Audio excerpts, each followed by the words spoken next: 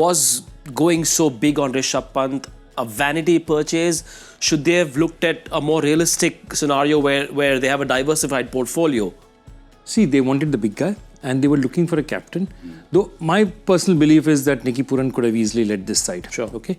But he was if you look at the market out there, who was there? There was Shreyas Iyer, there was Rishabh Pant. These were the 2-3 big guys. There was KL Rahul. Yeah. KL Rahul, there was history, and perhaps it's best to move on when that thing didn't work out. Let's forget about which way it went. Yeah. So these two were the big things in the market, and they're shiny like gold coins. They shimmer out there, and you think you want one of them, and if I get that, everything works. So auction dynamics is often about just seeing that thing and saying that this is this bright, glittery player who I want. And sometimes it's not the best fit for you. And I genuinely believe that Rishabh Pant cannot make big contributions to a T20 match. I think he's a generational test player for India. Probably India's best test wicket keeper. He'll be in the top 11 of India as a keeper for India in test matches.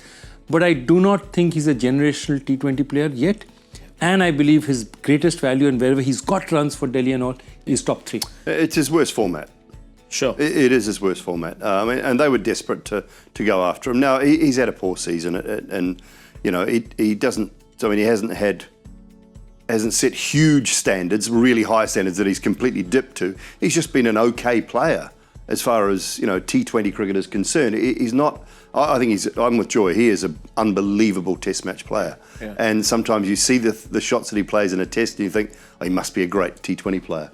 But his record wouldn't suggest that he is a great T20 player.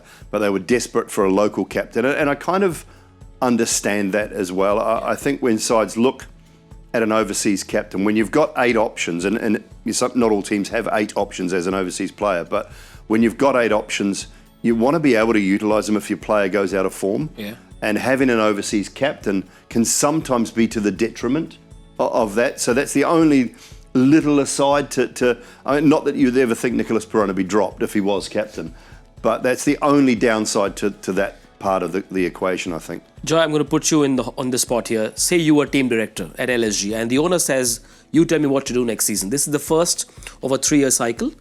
Would you say, Rishabh, no more captain next season? Or would you say, maybe another year, let's see how it goes? I would say, firstly, I'd say turn around and say that, we need to look at where Rishabh can play, because if Rishabh is going to be Rishabh, he's got to bat top 3. So do I open him then?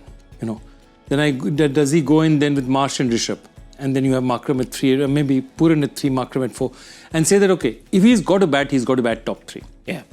And I think you need to have a chat with him and say, okay, what do you think went wrong also? Because I feel that what happens to a lot of captains, teams that have had captains who have inputs already because they've been retained, have an advantage, because a lot of what they want can happen on the auction table. Yeah. When you're taken on the auction table as a player, you don't have those advantages. Sure. But let me tell you what also happens, that on the side, I can tell you that Ponting would have had a call with Shreyas and said, we are interested in you. There's nothing wrong with that, because, you can't cheat in an auction.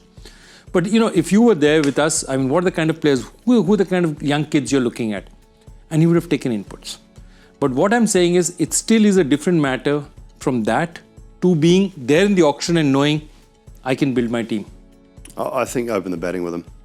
And then they have to make a call on either Markram or Miller not playing.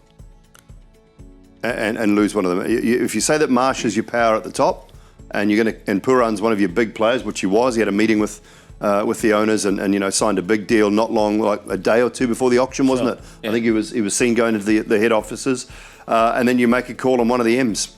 And you just say, I'm sorry, mate, but you're not going to play. And you find either in your squad or outside of your squad for next year a high-quality overseas quick bowler, and you fill that side up in that way. And Rishabh Pant, to me, has to open the batting to try and get the best out of him.